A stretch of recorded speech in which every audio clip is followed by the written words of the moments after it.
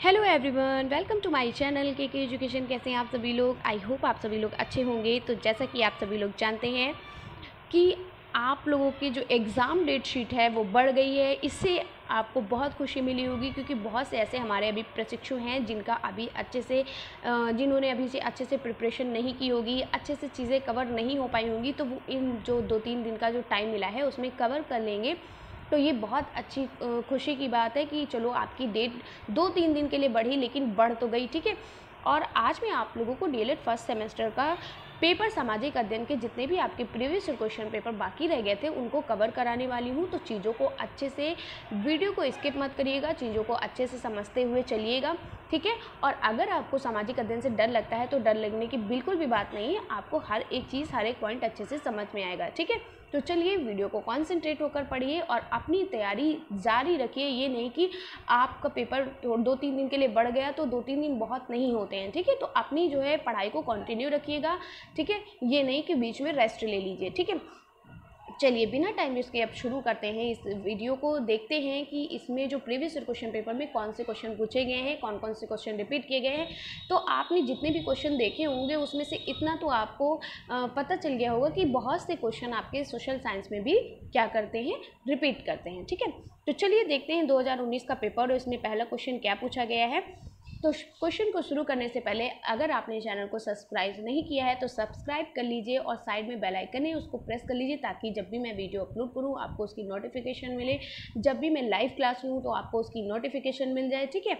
और अगर वीडियो अच्छी लगे तो लाइक करना बिल्कुल भी मत भूलिएगा और ज़्यादा से ज़्यादा वीडियो को शेयर करिए ताकि वो भी दूसरे भी आपकी तरह लाभ उठा सके, ठीक है।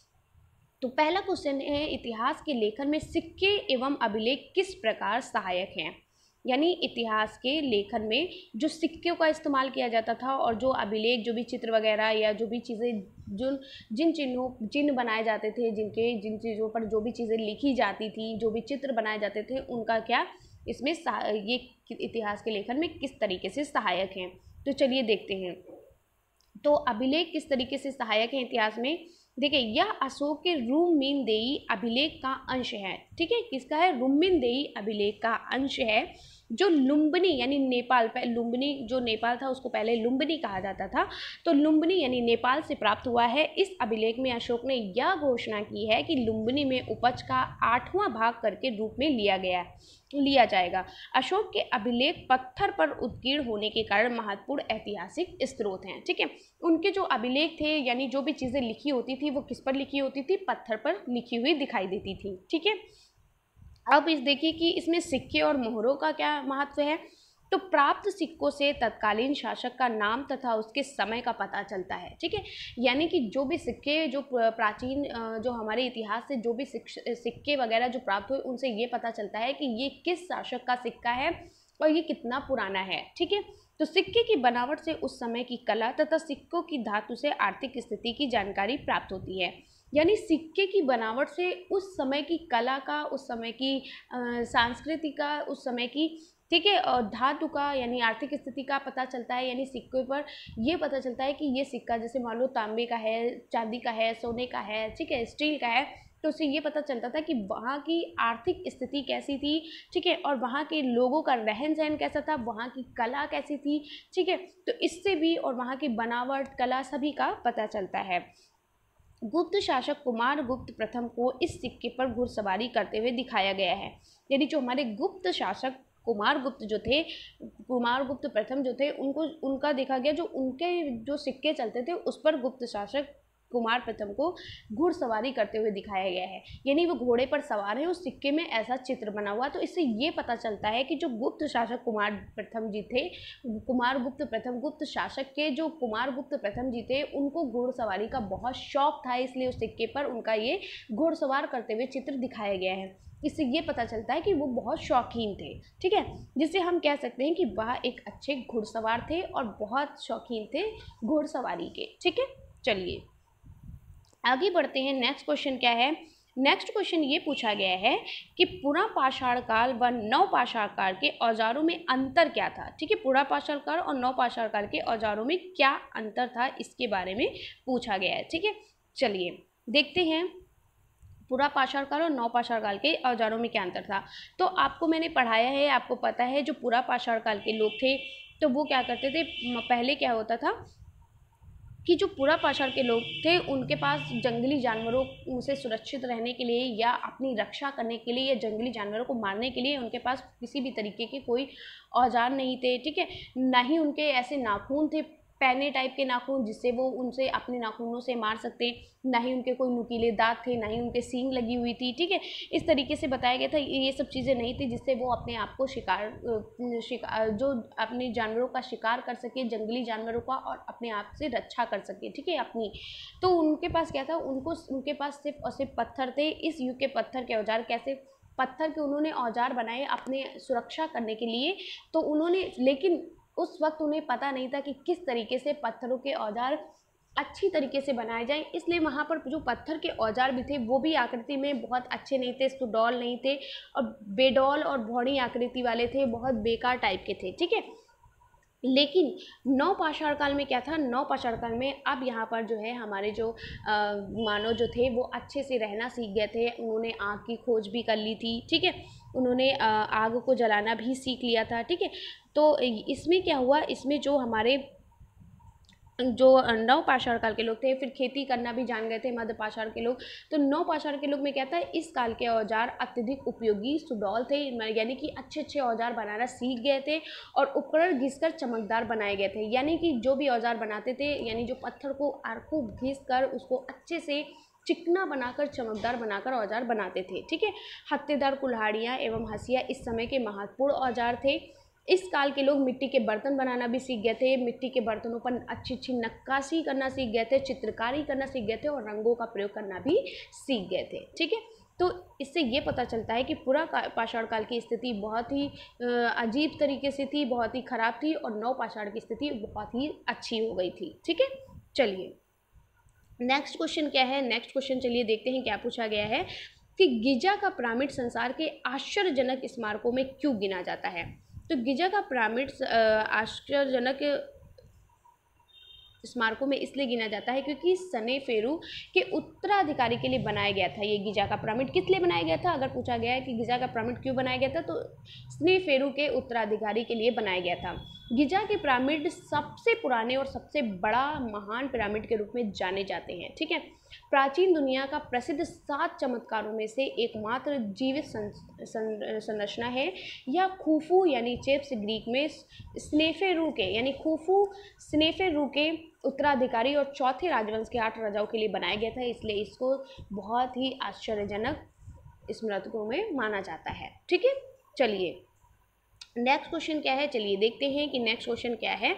नेक्स्ट क्वेश्चन ये पूछा गया है कि सिकंदर के आक्रमण का भारत पर क्या प्रभाव पड़ा, यानी सिकंदर के आक्रमण की वजह से हमारे भारत की स्थिति कैसी हो गई, उस पर क्या प्रभाव पड़ा। तो हमारे राय चौधरी के अनुसार कहा गया है, राय चौधरी ने कहा कि सिकंदर ने जब भारत पर आक्रमण किया था, सिकंदर के आक्रमण के परिणाम स्वरूप भारत की छोटी छोटी रियासतें जो थी वो समाप्त हो गई थी, यानी सब तहस नहस हो गई थी। हमारे जो राय चौधरी थे इन्होंने कहा कि जब सिकंदर ने भारत पर आक्रमण किया तो भारत की जो छोटी छोटी रियासतें थी वो समाप्त हो गई थी, ख़त्म हो गई थी। और डॉक्टर राधा कुमुद मुखर्जी का कहना है कि जब सिकंदर ने भारत पर आक्रमण किया तो वहाँ की जो राजनीतिक एकीकरण को प्रोत्साहन मिला, जिससे छोटे राज्य बड़े राज्यों में विलीन हो गए, ठीक है, उसमें क्या हो गया, सब मिल गए उसी में। कला के क्षेत्र में गांधार शैली का भारत में विकास यूनानी प्रभाव का ही परिणाम है, ठीक है। चलिए आगे बढ़ते हैं, नेक्स्ट क्वेश्चन देखिए, क्वेश्चन रिपीट किया गया है कि त्रिरत्न किसे कहते हैं, बौद्ध धर्म और अष्टांगिक मार्ग क्या है। तो जो त्रिरत्न है आपका, जो जैन धर्म के त्रिरत्न क्या थे, इन्होंने कहा सम्यक दर्शन, सम्यक ज्ञान और सम्यक आचरण की इन्होंने बात की, ठीक है। किसकी बात की, सम्यक दर्शन। तो जो जैन धर्म में त्रिरत्न क्यों बनाया गया है, क्योंकि जीवन के विकास के लिए इन्होंने अपने मन को, अपने वचन को, अपने कर्म को शुद्ध रहकर तीनों बातों को मानने पर बहुत ज़्यादा बल दिया था। इन्होंने कहा कि सही बातों में, किसी का भी सही बातों में विश्वास करना, सही बातों की ठीक से समझना और उचित कर्म करना, ठीक है, जैन धर्म में इन्हें त्रिरत्न कहा जाता है, ठीक है। यानी कि स्म्यक दर्शन, स्म्यक ज्ञान और स्म्यक आचरण, ये तीनों जो हैं वो क्या हैं, जैन धर्म के त्रिरत्न कहे जाते हैं। महावीर स्वामी ने अच्छे व्यवहार व आचरण के लिए इन्होंने 5 महाव्रतों को भी दिया था, ठीक है। तो जो हमारे जैन धर्म के त्रिरत्न हैं वो क्या है, यानी इनके मन को, इनके वचन को, इनके कर्म को शुद्ध करने के लिए इन्होंने 3 रत्न दिए थे। बौद्ध धर्म के त्रिरत्न जो है वो हैं बुद्ध, धम्म और संघ। ठीक है, ये याद कर लीजिएगा, बहुत पूछा जाता है कि बौद्ध धर्म के त्रिरत्न कौन है, बुद्ध, धम्म और संघ हैं। अष्टांगिक मार्ग क्या है, जो हमारे बौद्ध धर्म के लोग थे उनका कहना था कि इस संसार में दुख ही दुख भरा है, दुख के अलावा कुछ भी नहीं है। तो इन्होंने कहा अब हमें इस दुख से निकलना है, उसका कारण जानना है और उससे बाहर निकलना है। तो इस दुख से बाहर निकलने के लिए उन्होंने क्या किया, अष्टांगिक मार्ग का इस्तेमाल किया। तो अष्टांगिक मार्ग में क्या है, इन्होंने 8 मार्ग बताए दुख को दूर करने के। तो इसी को हम अष्टांगिक मार्ग कहते हैं कि दुख को दूर करने के, दुख से मुक्त होने के लिए इन्हें 8 रास्ते बताए थे।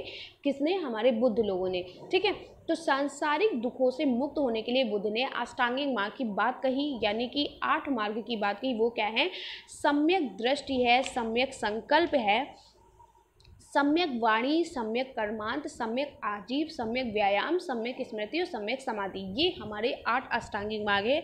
और इनका मतलब ये है कि जीवन को सुचारू रूप से चलाने के लिए सही सोच होना, सम्यक दृष्टि मतलब सही सोच होना, नज़रिया सही होना। ठीक है, फिर क्या है, सम्यक संकल्प। ठीक है, यानी कि हमें किसी भी चीज़ के लिए क्या करना चाहिए, हमें सही बात का या अच्छा कार्य करना चाहिए, सही बात पर ध्यान देना चाहिए।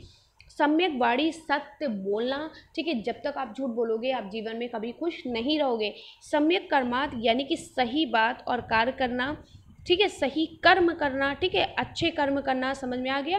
फिर क्या है, सम्यक आजीव। सम्यक आजीव का मतलब होता है अच्छे काम द्वारा जीविका अर्जित करना। ठीक है, अच्छे कामों के द्वारा जीविका अर्जित करना। ये क्या होता है, आप आज अगर 10 रुपये कमाते हो तो आपको 5 रुपये खर्च करते हो, 5 आगे के लिए रखते हो। ठीक है, कि कल को मान लो हमें 10 रुपये नहीं मिले तो हमारे ये 5 रुपये कल हमें खर्च होंगे। ठीक है, फिर क्या, सम्यक व्यायाम, यानी कि सम्यक व्यायाम का मतलब है कि अच्छे से क्या होता है, अपने कार्य व्यवहार पर हमेशा नज़र रखना, अच्छे से व्यायाम करना। ठीक है, सम्यक स्मृति का मतलब होता है समय कि ज्ञान प्राप्त के लिए ध्यान केंद्रित करना, किसी भी ज्ञान को प्राप्त करने के लिए उस पर ध्यान केंद्रित करना जरूरी है। ठीक है, सम्यक समाधि। तो इसका मतलब ये है कि जीवन को सुचारू रूप से चलाने के लिए सही सोच होना, यानी कि अपने जीवन को चलाने के लिए एक अच्छी सोच रखना चाहिए, सही बात और काम करना चाहिए, सत्य बोलना चाहिए, अच्छा काम करना चाहिए और मानसिक और नैतिक उन्नति के प्रयास करना चाहिए, अपने कार्य व्यवहार पर हमेशा नज़र रखनी चाहिए और ज्ञान प्राप्ति के लिए ध्यान केंद्रित करना। ये सभी इन्होंने 8 मार्ग बताए दुख को दूर करने के। चलिए नेक्स्ट क्वेश्चन क्या है, नेक्स्ट क्वेश्चन है मानचित्र। मानचित्र किसे कहते हैं और मानचित्र का हमारे जीवन में क्या उपयोग है। ठीक है, तो चलिए समझते हैं कि मानचित्र क्या है। कल भी मैंने आपको मानचित्र के बारे में बताया था, ये सभी क्वेश्चन रिपीट किए हैं। आपने देखा होगा, अगर कल की वीडियो देखी होगी तो आपको पता होगा कि ये सभी क्वेश्चन रिपीट किए। तो आपको पता है कि हम देश और दुनिया में जितनी भी सड़कें पाई गई हैं, रेलें पाई गई हैं, कस्बे, समुद्र, द्वीप, ये सभी जानकारी हमें किससे मिलती है, मानचित्र और ग्लोब के माध्यम से मिलती है। हम जिस स्थान पर बैठे यानी हम पृथ्वी पर रहते हैं, इसलिए पूरी पृथ्वी को एक साथ नहीं देख सकते हैं। ठीक है, हम खुद ही पृथ्वी पर रहते हैं तो हम पूरी पृथ्वी को एक साथ नहीं देख सकते हैं। इसके लिए हम पृथ्वी से मिलती जुलती आकृति का ग्लोब बनाते हैं। ठीक है, ग्लोब पर विश्व के जितने भी महाद्वीप हैं, महासागर हैं, ये सभी दिखाए जाते हैं, आपने देखा होगा। और जो हमें एक साथ नहीं दिखते हैं, इसलिए ग्लोब में हम विश्व का मानचित्र तैयार करते हैं जिस पर हम पूरी दुनिया को एक साथ देख सकते हैं। किस पर, ग्लोब पर या फिर मानचित्र पर हम पूरी दुनिया को एक साथ देख सकते हैं। तो मानचित्र की सहायता से आपको पता है कि हम पूरी दुनिया को एक साथ देख सकते हैं। तो मानचित्र का मतलब क्या होता है, समान रूप से पृथ्वी या उसके किसी भाग का चपटी सतह या समतल पर समान अनुपात में प्रदर्शन मानचित्र कहलाता है। ठीक है, ये मानचित्र बहुत इंपॉर्टेंट है, बहुत बार पूछा गया है, इसको रट लीजिएगा। इसका उपयोग किस लिए होता है, देखिए मानचित्र पूरी दुनिया को हम एक जगह से दूसरी जगह तो उठाकर ले नहीं जा सकते हैं, ना ही हम उसे देख सकते हैं, लेकिन मानचित्र क्या है, इसके उपयोग से हम इसको एक स्थान से दूसरे स्थान तक आसानी से ले जा सकते हैं और ला सकते हैं। जैसे अगर हमें अपनी मतलब अब किसी बच्चे को पढ़ाना है, हमें क्लास में पढ़ाना है या किसी को कुछ समझाना है, तो हम मानचित्र या ग्लोब के माध्यम से बच्चों को क्लास में ले जाकर ग्लोब या मानचित्र के माध्यम से बच्चों को अच्छे से समझा सकते हैं कि कौन से महासागर हैं, कौन से हमारे शहर हैं, कौन से हमारे राज्य हैं, कौन से हमारे ज़िले हैं। इस तरीके से बच्चों को हम किसके माध्यम से समझा सकते हैं, मानचित्र के माध्यम से। भूमि, सड़कें, रेल, कस्बों, गाँवों को ग्लोब की अपेक्षा मानचित्र में अच्छी तरह से दिखाया जा सकता है। आपने देखा होगा ग्लोब गोल गोल होता है तो बच्चों को कम समझ में आता है, लेकिन मानचित्र जो है वो क्या होता है, समतल होता है, ठीक है, एक चार्ट की तरीके से होता है। तो उसमें हम बच्चों को अच्छी तरीके से ज़मीनों के बारे में, सड़कों के बारे में, रेल कस्बों और गाँव के बारे में अच्छे से समझा सकते हैं। किसकी अपेक्षा? ग्लोब की अपेक्षा हम मानचित्र से ज़्यादा समझा सकते हैं, ठीक है। चलिए आगे बढ़ते हैं। नेक्स्ट क्वेश्चन क्या है? नेक्स्ट क्वेश्चन आपसे पूछा गया है, नेक्स्ट क्वेश्चन ये पूछा गया है कि जिले का सर्वोच्च अधिकारी कौन होता है और जिले के प्रशासन में उसकी भूमिका का वर्णन कीजिए। तो आपको पता है जो जिले का सर्वोच्च अधिकारी जो होता है वो जिला अधिकारी होता है, और जिसको हम डीएम भी कहते हैं या फिर कलेक्टर भी कहते हैं, ठीक है। तो जिले का सर्वोच्च अधिकारी जो होता है वो क्या होता है? वो हमारा जिला प्रशासन का मुखिया या जिला अधिकारी होता है, ठीक है। जिसको हम क्या कहते हैं? जिसको हम क्या कहते हैं? जिसको हम डीएम भी कहते हैं, ठीक है, और जिसको हम कलेक्टर भी कहते हैं। और आपको पता है जो जिला अधिकारी जो होता है ये भारतीय प्रशासनिक सेवा, जिसको हम आईएएस कहते हैं, आईएएस आप लोग बोलते हो ना, उसका अधिकारी होता है वो, ठीक है। जिला अधिकारी जिले के समस्त अधिकारी, अब इसका कार्यकाल क्या होता है, ये क्या किस तरीके से प्रशासन करता है, इसके बारे में पूछा गया। तो हम लिखेंगे कि जिला अधिकारी जिले के समस्त अधिकारियों की सहायता से जिले का शासन चलाता है, यानी जिले में जितने भी अधिकारी रहते हैं उनकी मदद से पूरे जिले का शासन चलाता है। जनता के हित के सभी कार्यों को सुचारू रूप से चलाने के लिए जिम्मेदारी किसकी होती है? जिलाधिकारी पर होती है, यानी डीएम पर सारी अधिकारी होती है, यानी जो हमारे जिले के कलेक्टर होते हैं उन पर सारी अधिकारी होती है कि वो जनता के हित के सभी कार्यों को सही तरीके से पूरा करें। जिलाधिकारी समय समय पर तहसील दिवस व अन्य बैठकों के द्वारा जनप्रतिनिधियों से विचार विमर्श व विभिन्न विभागों के अधिकारियों के कार्यों की समीक्षा भी करता है। यानी कि जो जिलाधिकारी होता है वो समय समय पर तहसील में आता है, एक तहसील दिवस होता है उस दिन वो तहसील में आता है, और अन्य बैठकों के द्वारा जितने भी हमारे जनप्रतिनिधि हैं उनसे विचार विमर्श करता है, उनसे बातचीत करता है, और अलग अलग विभागों के अधिकारियों को उनके कार्यों की समीक्षा, उनके कार्यों की जांच करता है, उनकी समीक्षा करता है, ठीक है। चलिए, तो पता चल गया कि जिले का अधिकारी कौन होता है और उसका किस तरीके से वो प्रशासन को चलाता है। नेक्स्ट क्वेश्चन है आपका, सड़क दुर्घटना से बचाव के 5 उपाय लिखे, यानी हम किस तरीके से सड़क दुर्घटना से बच सकते हैं। और ये टॉपिक भी आपका बहुत इंपॉर्टेंट टॉपिक है, ठीक है। मैं बीच बीच में आपको बताती जाती, देखिए हम ये नहीं कह सकते हैं कि किसी भी विषय का एक टॉपिक बहुत इंपॉर्टेंट है। आपने देखा होगा कि जितने भी आपके चैप्टर हैं, चाहे वो हिंदी का हो विषय, चाहे वो विज्ञान विषय हो, चाहे वो संस्कृत विषय, यानी कि ऑल सब्जेक्ट, ठीक है, जितने भी आपके डीएलएड फर्स्ट सेमेस्टर के सब्जेक्ट हैं, सभी विषय के सभी चैप्टर आपके इंपॉर्टेंट हैं। एक ना एक क्वेश्चन हर चैप्टर से आता है। कुछ चैप्टर ऐसे हैं जिनसे बहुत सारे क्वेश्चन पूछ लिए जाते हैं, लेकिन सभी चैप्टर इंपॉर्टेंट है, हर एक चैप्टर से क्वेश्चन पूछे जाते हैं, ठीक है। हम ये नहीं कह सकते कि कोई एक चैप्टर आपका इंपॉर्टेंट है, ठीक है।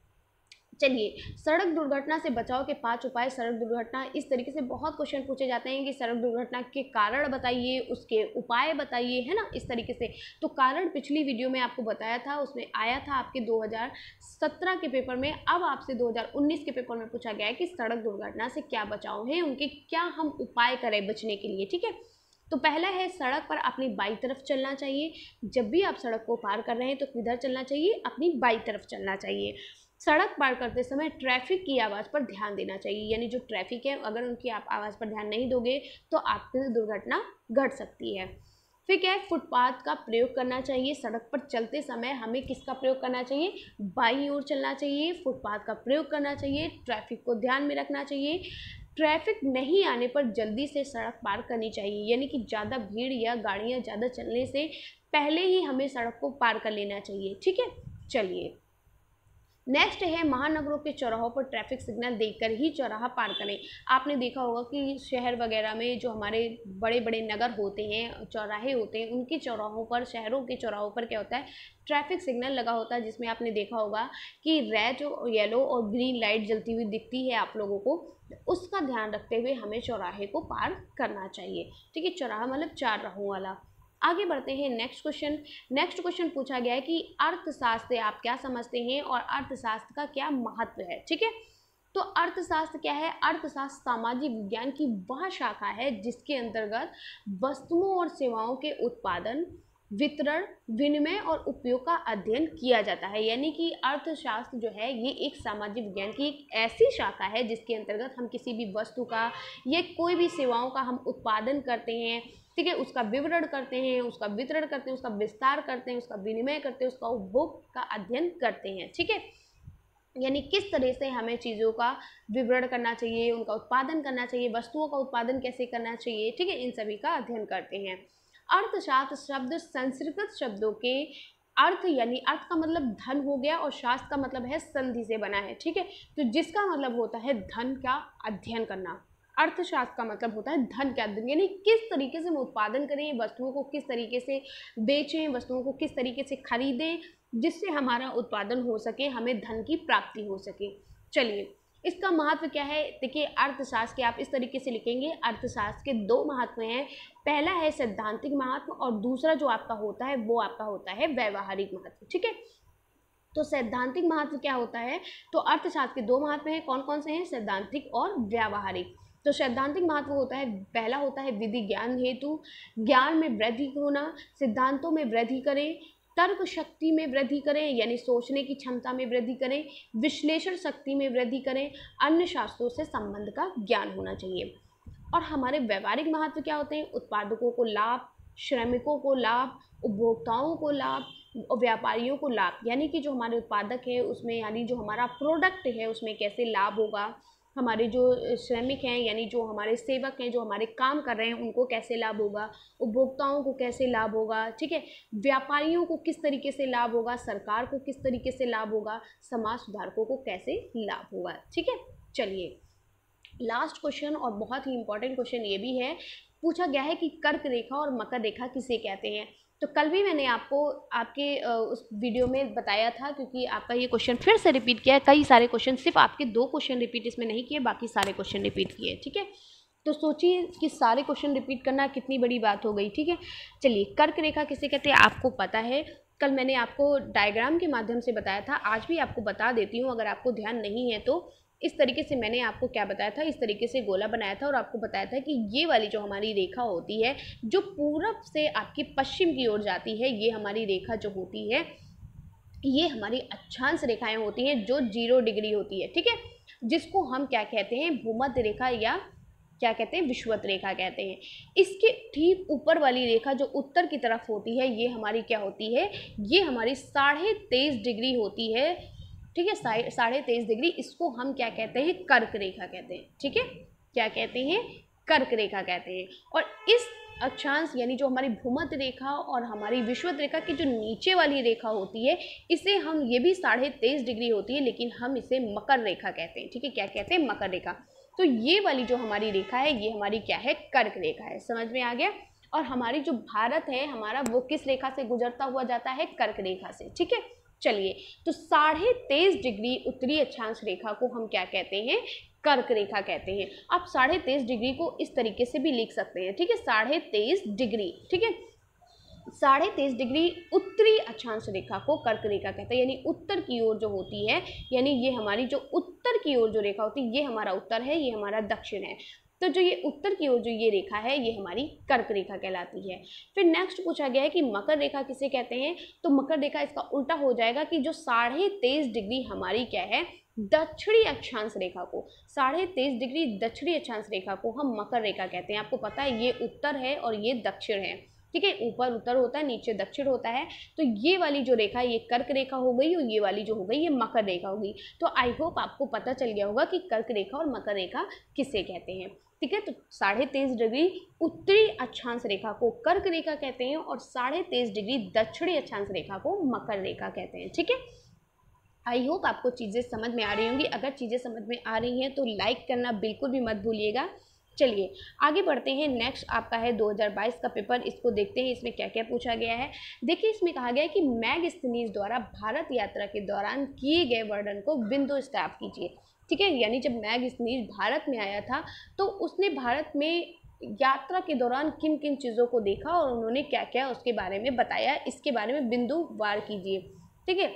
चलिए आपको पता है कि मैग्नीस ने भारत को अपनी एक पुस्तक इंडिका नामक पुस्तक, मैग्नीस ने इंडिका नामक पुस्तक लिखी थी, जिसमें उसने भारत का पूरा वर्णन किया था, ठीक है, कि वहाँ पर किस तरह के लोग हैं, कैसे रहते हैं, उनकी कैसे वो राजनीतिक, आर्थिक और भौगोलिक और सामाजिक धार्मिक स्थितियाँ वहाँ की हैं।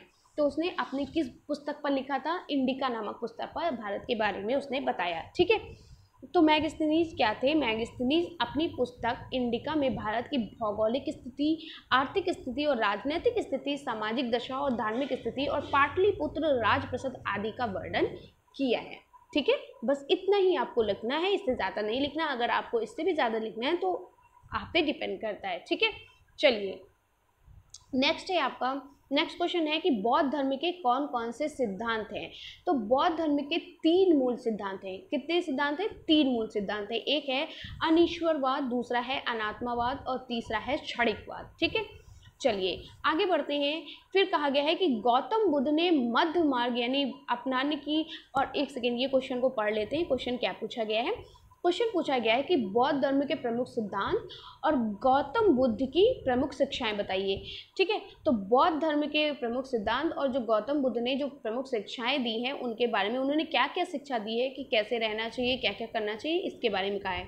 तो गौतम बुद्ध ने मध्य मार्ग यानी बीच का रास्ता अपनाने की शिक्षा दी। इन्होंने कहा है कि महात्मा बुद्ध ने 4 आर्य सत्य को माना है, यही 4 आर्य सत्य जो है उन्होंने इस आर्य सत्य में कहा है, यही उन्होंने शिक्षा दी है कि दुख है, इस संसार में दुख है, लेकिन दुख का कारण भी है, ठीक है, और दुख दूर करने के उपाय सोचना चाहिए। दुखों को दूर करने का उपाय अष्टांगिक मार्ग है, ठीक है। इन्होंने ये शिक्षा दी कि अगर दुख है तो दुख का कारण जानिए, दुख को दूर करने के उपाय करिए, और दुख को दूर करने का उपाय किससे होगा? जो उन्होंने अष्टांगिक मार्ग दिए थे, 8 रास्ते बताए थे, उनसे दुखों को दूर किया जा सकता है, ठीक है।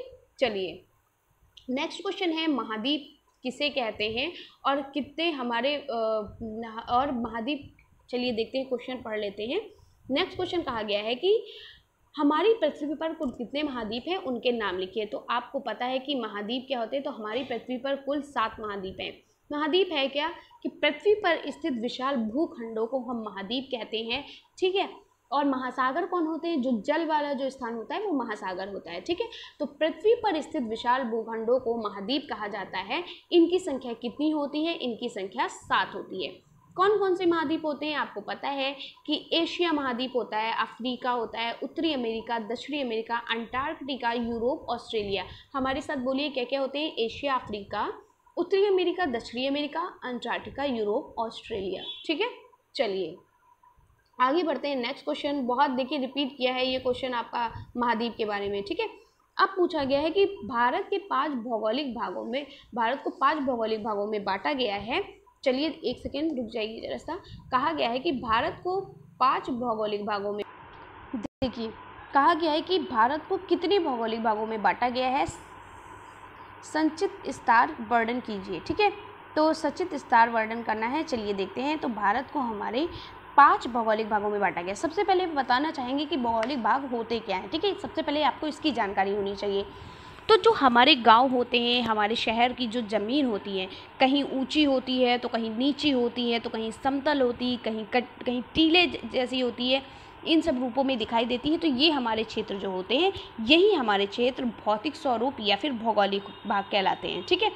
देखिए भारत का अगर पूछा जाए कि भारत के भौतिक स्वरूप के बारे में बताइए तो भी आपका आंसर वही रहेगा, क्योंकि भारत का भौतिक स्वरूप और भौगोलिक भाग बात दोनों एक ही है, ठीक है। चाहे आप इसको भौतिक स्वरूप कहो, चाहे आपको इसको भौगोलिक भाग कहो, ठीक है। तो अगर पूछा जाए कि भारत के 5 भौतिक स्वरूपों के बारे में बताइए तो भी आंसर आपका यही है, और भारत के 5 भौगोलिक भागों में पूछा जाए तो भी आपका यही उत्तर रहेगा, ठीक है। कंफ्यूज नहीं होना है, ठीक है। तो जो हमारे क्षेत्र का जो भौतिक स्वरूप यानी जो भौगोलिक भाग होता है, इसी प्रकार हमारे देश भारत का भी भौतिक स्वरूप भी विविधतापूर्वक होता है, ठीक है। इसमें भी ऊंचे ऊंचे पर्वत पाए जाते हैं, कहीं हरे मैदान पाए जाते हैं, तो कहीं पर पठार जैसी भूमि होती है, ठीक है। अलग अलग तरीके की सब यहाँ पर पाई जाती हैं। तो हमारे जो भारत के जो 5 भौगोलिक भागों में जो इनको बांटा गया है, ये किस तरीके से है? पहला है उत्तर का पर्वतीय भाग। तो ध्यान से सुनिएगा क्योंकि आपको इसके अंतर्गत भी पूछा जाएगा, ठीक है, पूछा गया है, सॉरी।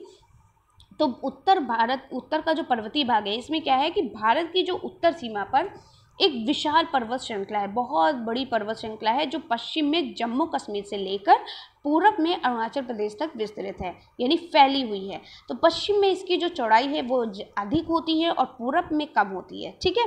इसे हिमालय के नाम से जाना जाता है। तो हिमालय का मतलब होता है हिम प्लस आलय, यानी बर्फ का घर। हिमालय मतलब हुआ बर्फ का घर, हिम मतलब बर्फ और आलय मतलब होता है रहने वाला या घर, ठीक है। तो उत्तर पर्वतीय क्षेत्र को 4 समान श्रेणियों में बांटा गया है, जिसे हम ट्रांस हिमालय भी कहते हैं, हिमाद्री श्रेणी भी कहते हैं, ठीक है। और हम क्या कहते हैं, हिमाचल श्रेणी भी कहते हैं, शिवालिक श्रेणी भी कहते हैं, ठीक है। अब देखिए नेक्स्ट है उत्तर का मैदानी भाग। उत्तर का मैदानी भाग कैसा है, तो जो उत्तर का जो मैदानी भाग है इसको भावर और ये तराई वाला मैदान भी कहलाता है, ठीक है। तो हिमालय से उतर कर मैदान की ओर आने वाली जो नदियां होती हैं वो अपने साथ साथ बहुत बड़े बड़े बोल्डर, कंकड़, पत्थर और ये सभी अवसाद बहाकर ले आती हैं और नदी द्वारा शिवालिक के सहारे ये 8 से 16 किलोमीटर चौड़ाई में इन अवसादों का निक्षेप किया जाता है। इसे भाबर कहते हैं, ठीक है। तो यहाँ जो हमारे जो इसे जो भावर और तराई क्षेत्र में जो जैविक विविधता होती है, जो यानी कि जो जैव विविधता होती है वो युक्त विस्तृत वन पाए जाते हैं, जिससे जहाँ पर जैसे आपने देखा होगा भारत में हमारे क्या उत्तरी भाग में क्या दुधवा राष्ट्रीय उद्यान है, ठीक है, उसके क्षेत्र भी स्थित हैं इसमें। अब हमारा हो गया थार का मरुस्थल, ठीक है। थार के मरुस्थल को हम क्या कहते हैं, थार के मरुस्थल को हम भारतीय महामरुस्थल के नाम से भी जानते हैं, ठीक है। भारत के जो पश्चिमी भाग हैं उसमें मरुस्थल बहुत ज़्यादा पाए गए, वहाँ पे मरुस्थल स्थित हैं जिसे हम थार का मरुस्थल या भारतीय मरुस्थल के नाम से भी जानते हैं। यहाँ पर शुष्क, गर्म और रेतीली स्थल होता है, ठीक है। इसके कारण यहाँ पर जो हमारी जो वनस्पतियाँ होती हैं बहुत क्या होती कम पाई जाती है और यहाँ नदी लूनी होती है। यहाँ पाई जाने वाली खारे पानी की झील सांभर में नमक का उत्पादन किया जाता है। अब दक्षिण का पठारी भाग क्या होता है, जो दक्षिण का पठारी भाग है इसको हम दूसरे नाम से भी जानते हैं, इसको हम क्या कहते हैं, इसको हम प्रायद्वीपीय पठार भी कहते हैं। अगर आपसे पूछा जाए प्रायद्वीपीय पठार, तो अगर आपसे दक्षिण का पठारी भाग कहा जाए या प्रायद्वीपीय पठार के नाम से कहा जाए तो दोनों की बात एक ही है, ठीक है। आपको पता है कि जो ये जो पठार होते हैं ये प्राचीन होते हैं और बहुत पुराने कठोर रवेदार चट्टानों से मिलकर बने होते हैं। इनकी जो आकृति होती है वो कैसी होती है, पठारों की आकृति तो आपने देखी है, इस तरीके से होती है, त्रिभुजाकार, ठीक है, त्रिभुजाकार होती है, ठीक है। और इनके जो क्या बोलते हैं धरातल जो होते हैं वो काफ़ी ऊंचा और नीचा है। इस क्षेत्र में कई पहाड़ी श्रृंखला और घाटियाँ भी स्थित होती हैं, ठीक है। अब क्या है, समुद्री तटीय मैदान एवं द्वीप समूह। तो समुद्री यहाँ पे जो दक्षिण का पठारी भाग है यहीं पे मालवा का पठार, छोटा नागौर पठार, दक्कन का पठार, ये सभी चीज़ें यहाँ पर पाई जाती हैं, ठीक है। और अब आपका जो है वो ये है कि तटीय मैदान, जो हमारा समुद्री तटीय मैदान और यानी कि जो द्वीप समूह है ये क्या है, तो जो पश्चिमी घाट के जो पश्चिम में और पूर्वी घाट के पूर्व में तटीय मैदान स्थित हैं। तटीय मैदान कहाँ कहाँ स्थित है, पश्चिमी घाट के पश्चिमी घाट के पश्चिम में और पूर्वी घाट के पूरब में हमारे तटीय मैदान पाए जाते हैं और पश्चिम तटीय मैदान संकरे होते हैं जबकि पूर्वी तटीय मैदान अपेक्षाकृत चौड़े होते हैं। पश्चिम तटीय मैदान में कोई बड़ी नदी नहीं है जबकि पूर्वी तटीय मैदान में महानदी, गोदावरी नदी, कृष्णा, कावेरी नदियाँ ये सभी कहाँ से गुजरती हैं, बंगाल की खाड़ी से बहती हैं, ठीक है।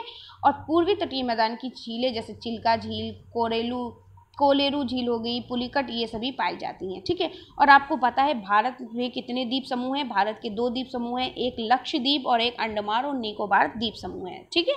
चलिए अब नेक्स्ट क्वेश्चन कहा गया है कि जिला पंचायत का क्या कार्य होता है। तो जिला पंचायत का कार्य क्या होता है, पहला है कि विकास खंड का कामकाज देखने के लिए जिला पंचायत अपने सदस्यों की छोटी छोटी समितियां बनाती है, जैसे शिक्षा समिति, सिंचाई व्यवस्था समिति, पशुपालन, भूमि विकास समिति, ये सभी चीज़ें बनाती है जो क्या करती है, जिला पंचायत का ये काम होता है। नेक्स्ट है, ये समिति जिले के पशुपालन, सिंचाई, खेती और जमीनों की देखभाल का काम करती है। कौन करता है, जिला पंचायत। जिला पंचायत क्या काम करती है, समिति पशुपालन, सिंचाई, खेती, जमीनों की देखभाल का काम करती है। फिर क्या है, जो जिला पंचायत जो होता है वो क्षेत्र पंचायत के कामों का जिला पंचायत प्रक्षेपण यानी देख रेख भी करती है, ठीक है। तो ये सभी काम किसके होते हैं, जिला पंचायत के होते हैं। आगे है नगर निगम के क्या काम होते हैं, नगर निगम किस तरीके से काम करती है, तो नगर निगम निम्नलिखित तरीके से कार्य करती है।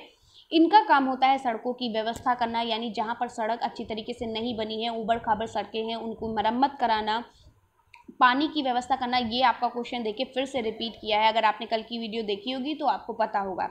पानी की व्यवस्था कराना यानी कि आपने देखा होगा अभी भी बहुत सारे ऐसे गांव हैं जहां पर बिजली की व्यवस्था नहीं है, जहां पर पानी की व्यवस्था नहीं है, जहां पर सड़कें सही नहीं है, ठीक है, जहां पर साफ सफाई नहीं है, कूड़ा कचरा पड़ा रहता है, ठीक है, अभी भी वहां पर बहुत सी चीज़ें उपस्थित नहीं हैं, ठीक है, वहाँ पे स्कूल नहीं है। तो यही कहा गया है कि नगर निगम का काम क्या होता है कि सड़कों की व्यवस्था कराना, पानी की व्यवस्था कराना, सड़कों पर रोशनी की व्यवस्था कराना, यानी हमारे नगर में सड़कों जो सड़क सही नहीं है उनको सही कराना, शहर की सफाई करना, कचरा उठाना, ठीक है, बाजार एवं सब्जी बाजार की सफाई अच्छी तरीके से करवाना, यानी अगले दिन जब कोई जाए तो वहाँ पे साफ़ सुथरा हो। शहर में होने वाले जन्म और मृत्यु का लेखा जोखा रखना, यहाँ पर गांव की स्थिति के बारे में नहीं कहा गया, शहर की स्थिति के बारे में कहा गया, वो मैंने आपको समझाने के लिए कहा, ठीक है। नगर निगम का मतलब होता है शहर की देखभाल कैसे किस तरीके से का काम करना चाहिए, शहर की सड़कों पर, शहर की जितनी भी सुविधाएं हैं उन पर किस तरीके से काम करें। फिर क्या, शहर में होने वाले जितने भी लोग जन्म ले रहे हैं, जितने लोगों की मृत्यु हो गई, उनका लेखा जोखा करना, ठीक है। और क्या होना, पशुपालन, ठीक है, पशुपालन हो गया, पाठशाला हो गई, बाग बगीचे, पार्क बनवाना, यानी बच्चों के लिए पार्क बनवाना, लाइब्रेरीज बनवाना, ठीक है, पाठशाला बाग बगीचे बनवाना। समझ में आ गया। चलिए, अब आपसे पूछा गया कि दिन और रात होने के कारण बताइए। देखिए, आपको क्वेश्चन देकर लगेगा कि बहुत टफ है, कैसे आंसर दे, लेकिन बहुत ईजी आंसर है। क्या है, पृथ्वी के घूर्णन के कारण दिन और रात होते हैं। घूर्णन का मतलब होता है पृथ्वी जब अपने अक्ष पर ही घूमती रहती है। एक होता है, देखिए पृथ्वी क्या होता है, ये हमारी पृथ्वी है, एक सेकेंड, ये हमारा क्या है, ये हमारा सूर्य है, ठीक है, और ये हमारी पृथ्वी है, ठीक है, जो सूर्य के चारों ओर चक्कर लगा रही है। सूर्य के चारों ओर के चक्कर लगाने के साथ साथ ये अपने अक्ष पर भी घूमती रहती है, यानी कि गोल गोल घूमते घूमते ये सूर्य के चारों ओर चक्कर लगाती है, यानी अपने भी ये खुद गोल गोल घूमती है और सूर्य के चारों ओर चक्कर भी लगाती है। तो जो खुद गोल गोल घूमती है इसको हम घूर्णन कहते हैं। समझ में आ गया। यानी जो अपने अक्ष के परितः घूमती रहती है, ठीक है, उसे हम क्या कहते हैं, घूर्णन करना कहते हैं। तो पृथ्वी के घूर्णन के कारण जब दिन और रात होते हैं, किसके कारण होते हैं, पृथ्वी के घूर्णन के कारण। कैसे, पृथ्वी के जिस भाग पर सूर्य की रोशनी प्राप्त होती है वहाँ दिन होता है, और जहाँ पर सूर्य की रोशनी प्राप्त नहीं होती वहाँ पर रात होती है। कैसे, चलिए बताते हैं। जैसे ये हमारा सूर्य है और सूर्य के चारों ओर पृथ्वी क्या कर रही है, चक्कर काट रही है। तो जब ये सूर्य के चारों ओर चक्कर काटती है तो ये अपने अक्ष के परितः भी घूमती रहती है, यानी खुद भी गोल गोल घूमती रहती है। गोल गोल घूमने के साथ साथ ये सूर्य के चारों ओर चक्कर भी लगाती है। तो जो भाग इसका, जो ये हमारी पृथ्वी है, इसका जो भाग हमारे सूर्य की तरफ पड़ जाता है वहाँ पे दिन हो जाता है, और ये जो पीछे का भाग है यहाँ पे रात होगा, ठीक है। जब ये भाग इधर आएगा तो इधर दिन होगी और इधर रात होगा, यानी कि पृथ्वी के घूर्णन के कारण दिन और रात होते हैं। पृथ्वी के जिस भाग पर सूर्य की रोशनी प्राप्त होती है वहाँ दिन होगा, और जहाँ पर सूर्य की रोशनी प्राप्त नहीं होगी वहाँ रात होगी। इतना बढ़िया, इतना इजी आंसर मैंने आपको दिया। चलिए, अब नेक्स्ट क्वेश्चन कहा गया है कि विश्व को सिंधु सभ्यता की देन क्यों कहा गया है, ठीक है। विश्व में सिंधु सभ्यता की क्या देन थी। सिंधु सभ्यता ने नगर सभ्यता को परिचित कराया है, सुव्यवस्थित नगर नियोजन प्रणाली दी है, कुशल जल निकास प्रबंधन का ज्ञान दिया है, और कलात्मक दृष्टिकोण से भी परिचित कराया है। इसके साथ साथ जो मानकीकृत वजन और माप, सील, नक्काशी, तांबा, कांसे, सीसा और टिन के साथ धातु विज्ञान शामिल है। यानी इन्होंने बताया, इन्होंने ही किसकी खोज की, तांबे की, कांसे की, शीशे की, टिन की इन्होंने खोज की, इन धातुओं के बारे में बताया। विवाह और धार्मिक उत्सवों के समय ढोल बजाना सिंधु सभ्यता की ही देन है। सिंधु सभ्यता से ही विवाह में और धार्मिक उत्सव जो होते हैं, जैसे कि गणपति पूजा होती है, या कई सारी जो पूजाएं होती हैं, और धार्मिक जैसे होली वगैरह हो गई, जो भी चीज़ें होती हैं, जितने भी हमारे धार्मिक त्यौहार होते हैं उनमें भी ढोल बजाना जो है ये सिंधु सभ्यता की ही देन है। सोने, चांदी, हाथी दांत, मोती, नीलम आदि के आभूषण सिंधु काल की तरह आज के समाज में प्रचलित हैं। अनेक प्रकार के आभूषण शरीर के विभिन्न भागों की भूत प्रेत से रक्षा करने के लिए धारण किए जाते थे, ठीक है। और ये हमें सब कहाँ से इन सभी का ज्ञान हुआ, सिंधु सभ्यता से इन सभी का ज्ञान हुआ। तो बस इतना ही आपको लिखना है, इतना इजी आंसर इतने अच्छे तरीके से मैंने आपको बता दिया, ठीक है। आपको कहीं से किसी भी चीज़ को ढूंढने की ज़रूरत नहीं पड़ेगी। आपने आपने महामैराथन क्लास अगर देख ली होगी, राजन सीरीज, पवन सीरीज पढ़ ली, उसके साथ साथ ये प्रीवियस ईयर क्वेश्चन पेपर पढ़ लिए, एकदम डरने की ज़रूरत नहीं है, पेपर आपका बहुत अच्छा होगा। क्योंकि जो चीज़ें आपको नहीं पता है, जैसे कि जो प्रीवियस ईयर क्वेश्चन में जो भी चीज़ें नई ऐड हुई हैं वो भी मैंने आपको जब सॉल्व कराया तो वो भी आपको चीज़ें पता चल गई। और previous year question paper solve करने का एक अच्छा तरीका यही है कि अब आपको ये चीज़ें ढूंढनी नहीं पड़ेंगी, ठीक है। चलिए, फिर क्या है, धूमकेतु या पुच्छल तारा किसे कहते हैं? तो यह धूल, बर्फ और हिमानी गैसों का पिंड है। क्या है? बर्फ, धूल और हिमानी गैसों का पिंड है जो एक लंबी किंतु अनियमित कक्षा में सूर्य के चारों ओर चक्कर लगाती है, ठीक है। ये सूर्य से बहुत दूर होते हैं, ठीक है। जब ये सूर्य के पास आते हैं तो ये गर्म होकर गैसों की फुहार निकालती है, ठीक है। ये सूर्य से बहुत दूर होते हैं और जैसे ही ये सूर्य के पास आते हैं इनकी जो गैसें होती हैं वो फुहार निकालती गर्म होकर, और जो चमकीली पूंछ के समान प्रतीत होती हैं, ठीक है। इस तरीके से चमकीली पूंछ के समान प्रतीत होती हैं। फिर क्या होता है, गुरुत्वाकर्षण के कारण इस तारे का जो सिर होता है वो सूर्य की तरफ रहता है और पूंछ हमेशा बाहर की तरफ दिखाई देती है, जो हमें चमकती हुई दिखाई देती है, जिसे हम पुच्छल तारा कहते हैं, ठीक है। चलिए आगे बढ़ते हैं, नेक्स्ट क्वेश्चन क्या है, चलिए देख लेते हैं कि नेक्स्ट क्वेश्चन क्या पूछा गया है। नेक्स्ट क्वेश्चन पूछा गया है कि पुरा पाषाणकालीन चित्रकला पर प्रकाश डालिए। तो पुरा पाषाणकालीन चित्रकला पर प्रकाश डालने का मतलब आप समझते हैं, यहाँ पर ये कहा गया है कि वहाँ पर किस तरीके के औजार बनाए गए, किस तरीके की वहाँ पे क्या क्या चीज़ों का आविष्कार हुआ। तो पुरा पाषाणकालीन चित्रकला आपको उसके बारे में लिख देना है बस। यहाँ पर क्या है, यहाँ पर आदि मानव के पास ना ही जंगली जानवरों जैसे पैने नाखून थे, ना ही नुकीले दांत थे, ना ही जबड़े, ना ही सींग, इसलिए जानवरों से बचने के लिए उसने पत्थर के औजारों का निर्माण किया, यानी पत्थर के औजारों को बनाना शुरू किया, ठीक है, और उनका इस्तेमाल करना शुरू किया, क्योंकि उसे पत्थर आसानी से प्राप्त हो जाते थे और तो कोई चीज़ थी नहीं, इसलिए इस युग के पत्थर के औजार आकृति सुडौल में नहीं थे, यानी बहुत अच्छे नहीं थे, फिर भी इन्होंने सिर्फ इस्तेमाल करने के लिए उसको बनाया। यहाँ के जो पत्थर जो थे, यानी जो हमारा पुरा पाषाण काल के जो पत्थर से जो औजार बनाए गए थे वो बेडौल थे, बॉडी आकृति वाले थे, यानी कि मोटे मोटे इस तरीके से ऐसे से थे, बहुत अच्छे नहीं थे, ठीक है। औजार बनाने के साथ साथ इन्होंने क्या क्या किया, औजार बनाने के साथ साथ इन्होंने आग की खोज भी की। क्या किया इन्होंने? आग की खोज की, ठीक है। तो इस औजार बनाने के साथ साथ आग की खोज जो है वो पुरा पाषाण युग की महान उपलब्धि थी। तो ये हो गई हमारे previous year question paper complete. तो कैसी लगी वीडियो कमेंट बॉक्स में ज़रूर बताइएगा, और आपको पता ही है कि आपके पेपर की जो डेट शीट है वो बढ़ गई है, ठीक है। और अच्छे से पढ़ाई करिए, स्वस्थ रहिए, ठीक है, और खुश रहिए, अच्छे से पढ़ाई करिए। अगर आप चैनल पर नए हैं तो चैनल को सब्सक्राइब करना बिल्कुल भी मत भूलिएगा। अब आपकी जो नेक्स्ट वीडियो है वो आपकी है कंप्यूटर की, क्योंकि बहुत हमारे प्रशिक्षु परेशान हैं कि मैम जल्दी से कंप्यूटर की वीडियो करा दीजिए। कंप्यूटर की है, उसके बाद बाल विकास के लघुत्तरीय प्रश्नों को, शिक्षण अधिगम के लघुत्तरीय प्रश्नों को करा दूंगी, ठीक है। उसके बाद आपके मल्टीपल रिविजन्स होते रहेंगे डेली। मैं आपकी लाइव क्लासेस लूँगी, लाइव क्लासेस में आपके पूरा जो आपकी महामैराथन क्लास है वो लाइव क्लासेस में आपकी लूँगी, ताकि आपके जो डिस्कशंस हैं वो भी आपके वहाँ पे पूरे हो जाएं, आपको जो भी चीज़ें पूछनी वो भी आप पूछ सकें, और साथ ही साथ आपका रिवीजन हो जाए, ठीक है। इतना मैं आपको रिवीजन करा दूंगी कि आप एकदम रट जाएगा आपका सब कुछ। अब परेशान मत होइए, अभी बहुत टाइम है, आप आराम से पढ़ सकते हो।